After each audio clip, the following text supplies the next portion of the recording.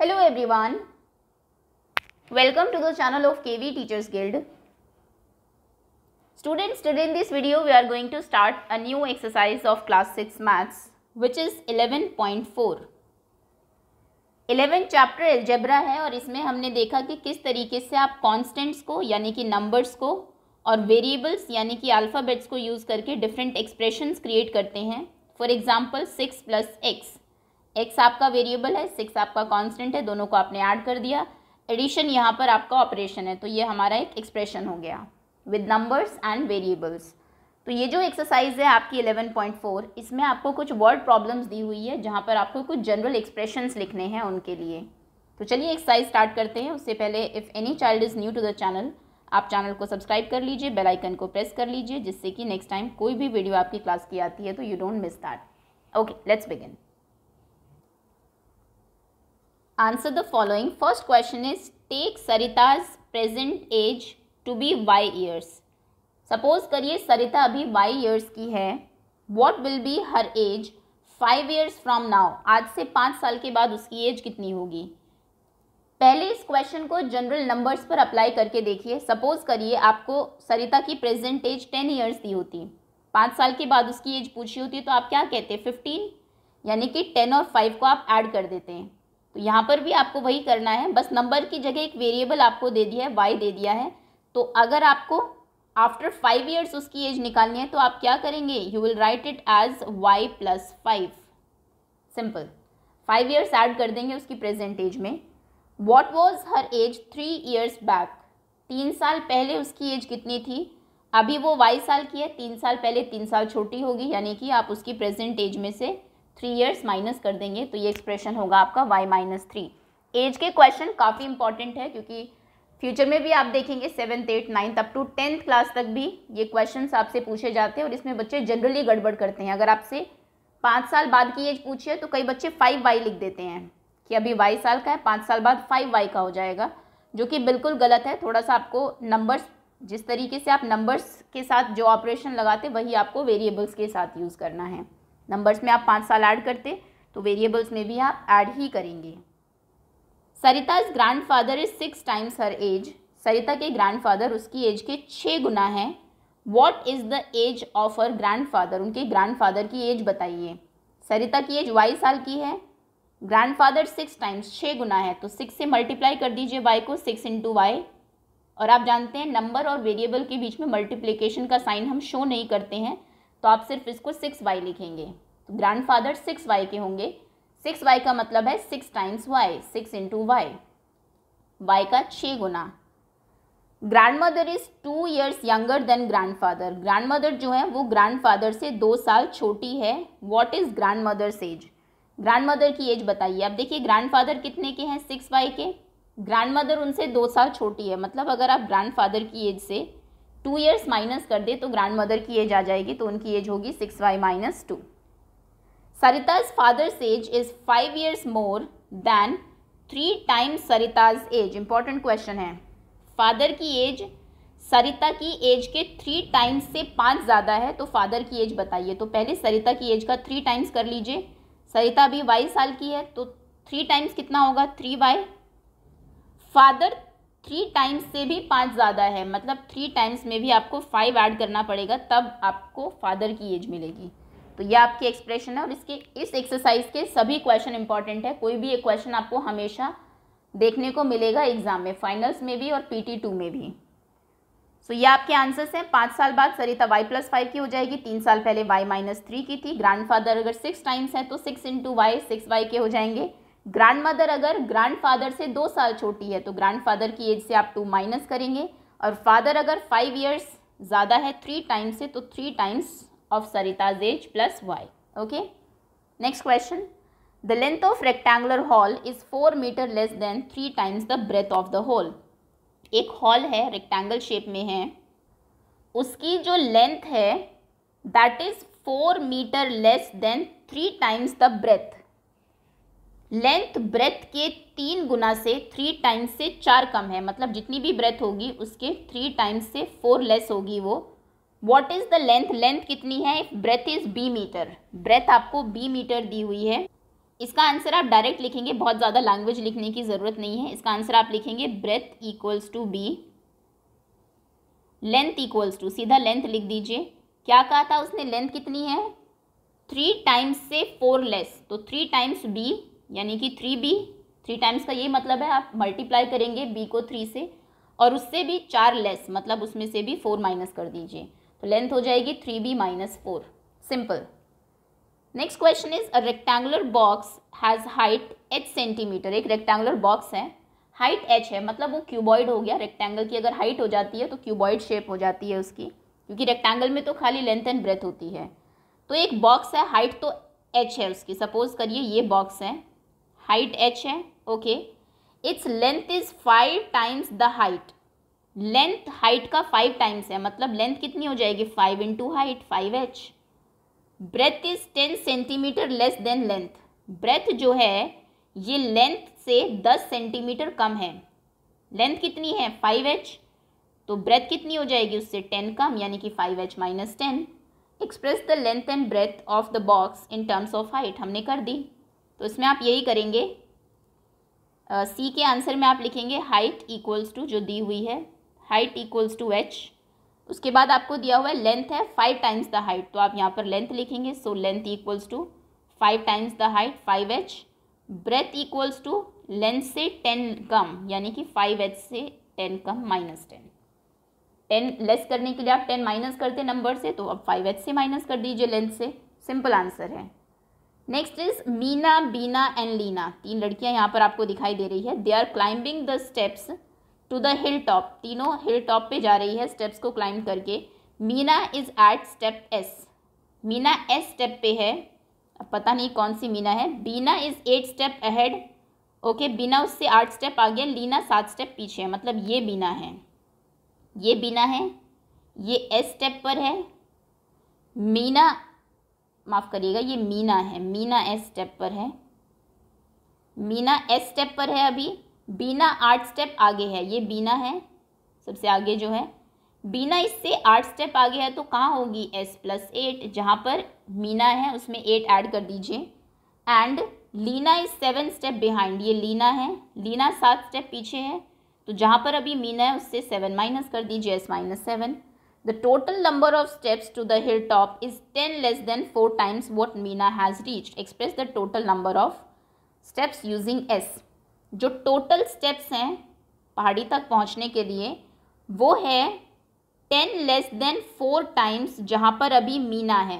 तो total steps कितने हो जाएंगे, मीना कहाँ है, मीना s पर है, तो इसको आप क्या लिखेंगे 4 टाइम्स से 10 कम, यानी कि 4 times of s, 4 times where Meena is, यानी कि s माइनस 10, उससे 10 कम।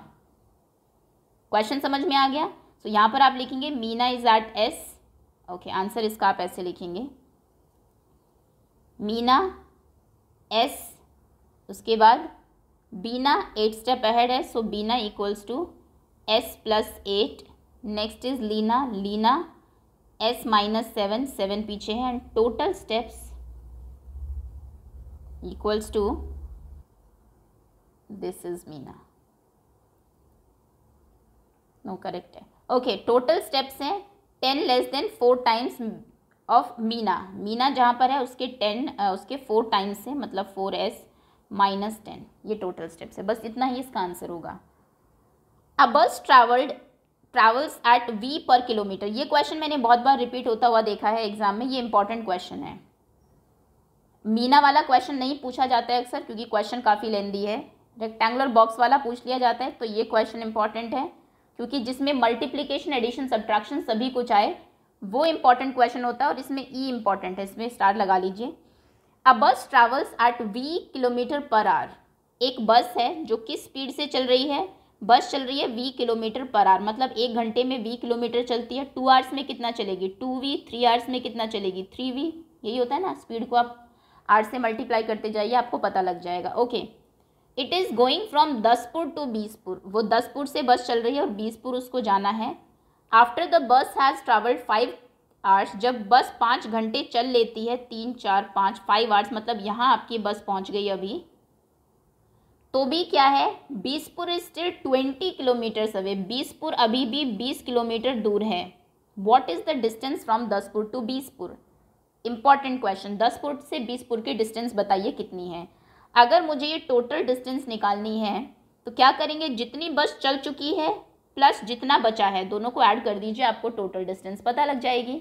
मान लीजिए आप किन्हीं दो सिटीज़ के बीच जा रहे हैं, तो जितना आप चल चुके हैं और जितना आपको चलना है उनको ऐड कर दीजिए, तो टोटल डिस्टेंस आपको मिल जाती है। अब आप लिखेंगे, इसका आंसर थोड़ा सा इंपॉर्टेंट है, आप लिखेंगे speed of bus equals to v kilometre per hour. 5 घंटे तक बस चली, आप लिखेंगे डिस्टेंस कवर्ड इन 5 आवर्स। 5 घंटे में कितना डिस्टेंस वो कवर करेगी, 5v, क्योंकि 1 घंटे में v करती है। अगर 1 घंटे में 10 किलोमीटर करती मान लीजिए वो, तो 5 में कितने करती, 50। आप हमेशा जो स्पीड है उसको टाइम से मल्टीप्लाई कर देते हैं तो डिस्टेंस आ जाती है। तो हमने यहाँ पर स्पीड को टाइम से मल्टीप्लाई कर दिया, हमें डिस्टेंस पता लग गई कि वो 5v किलोमीटर चल चुकी है।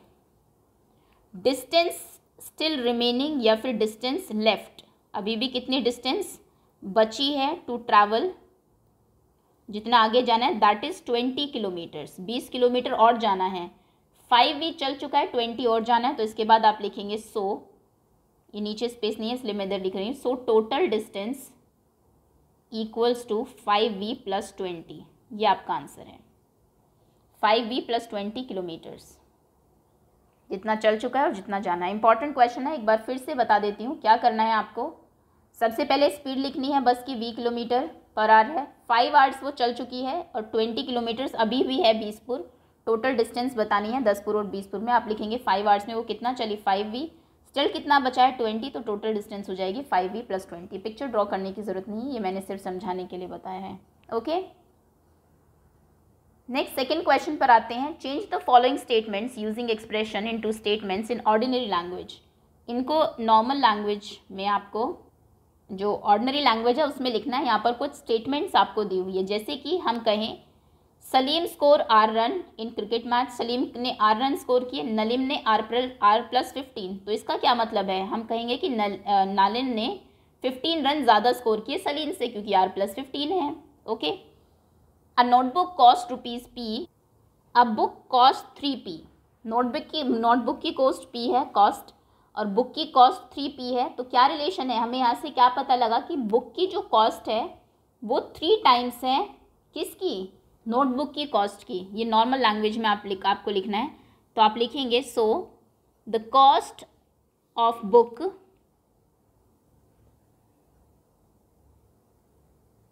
Is 3 times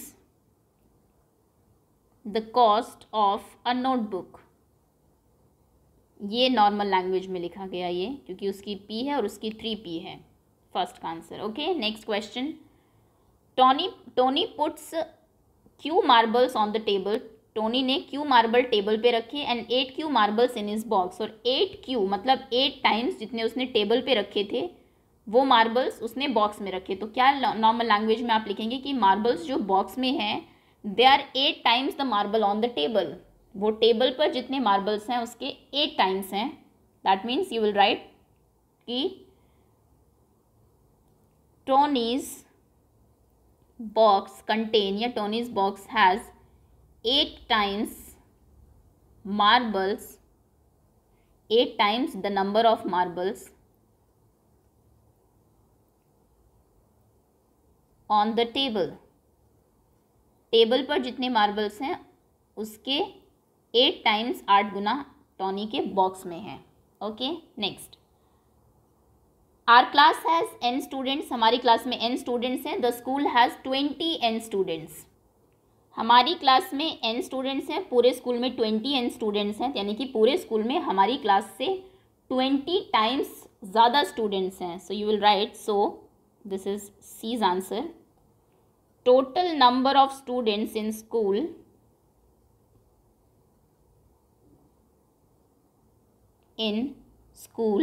is 20 times that of our class, हमारी क्लास के 20 गुना बच्चे स्कूल में हैं। Next is Jaggu is Z years old, Jaggu Z साल का है. His uncle is 4Z years old, मतलब अंकल जग्गू के 4 टाइम्स हैं, 4 गुना है.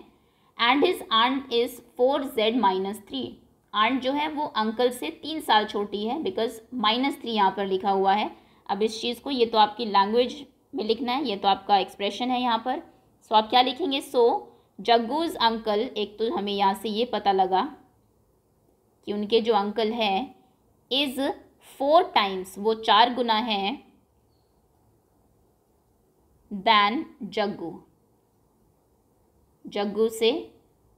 एंड उसके बाद जग्गूज आंट, दूसरी चीज़ ये पता लगी कि उनकी जो आंट हैं she is 3 years younger than his uncle, वो उनके अंकल से 3 साल छोटी है. ओके, Z का है 4Z, मतलब 4 गुना है अंकल, और आंट 4Z - 3. 4Z अंकल की एज थी, -3 मतलब वो 3 साल छोटी है, कम है उनकी age. In an arrangement of dots there are R rows, एक अरेंजमेंट हमने किया, वहाँ पर R rows हैं. ईच रो कंटेन 5 डॉट्स, हर एक रो में 5 डॉट्स हैं. तो इससे हमें क्या जनरल स्टेटमेंट मिलेगी? एक रो में 5 डॉट्स हैं, 3 4 5, और R रोज हैं, तो टोटल डॉट्स कितने होंगे? टोटल डॉट्स होंगे आपके 5R E. सो यहाँ से हम जनरली ये बता सकते हैं that so total dots are 5R, जितनी रोज हैं इनटू जितने एक रो में डॉट्स हैं. Given Mannu's age to be X years, Mannu की एज X साल है. Can you guess what is X - 2 में शो? X - 2 किसकी एज हो सकती है? X - 2 मतलब 2 साल छोटा, तो 2, अच्छा ये नए क्वेश्चन स्टार्ट हो गए हैं. 2 साल छोटा कौन हो सकता है? मन्नूज यंगर ब्रदर, उसका छोटा भाई हो सकता है उससे 2 साल छोटा, या फिर यंगर सिस्टर, या फिर यंगर कज़न, और तो कोई उसकी मदर फादर या फिर ग्रैंडफादर ग्रैंडमदर, ये तो कोई अंकल, ये तो कोई 2 साल छोटे मन्नू से नहीं हो सकते. तो यहाँ पर X - 2 शायद से भाई बहन या कज़न की एज होगी. Can you think of what X + 4 में शो? अगर मन्नू 1 साल का है तो X + 4 किसकी एज होगी? X + 4 उसके एल्डर ब्रदर की हो सकती है, एल्डर सिस्टर की हो सकती है, या फिर एल्डर कज़न की हो सकती है, 4 साल बड़ा और कज़न. ओके, 3X + 7, 3X + 7 क्या शो कर सकता है? ये मतलब मन्नू से 3 गुना प्लस 7 साल और ज़्यादा. ये किसकी एज हो सकती है? ये मन्नू के मदर की एज हो सकती है, मन्नू के फादर की एज हो सकती है, मन्नू के अंकल की एज हो सकती है. मान लीजिए मन्नू 5 साल का है, तो 5 का 3 टाइम्स मतलब 15, 15 + 7 दैट मीन्स 22. ओके, तो मन्नू 10 ईयर्स का है तो 30, 10 3 are 30 + 7 37. तो ये फादर मदर या फिर उनके अंकल की एज हो सकती है. नेक्स्ट क्वेश्चन है आपका, given Sara's age today to be Y years, Sara अभी 22 साल की है.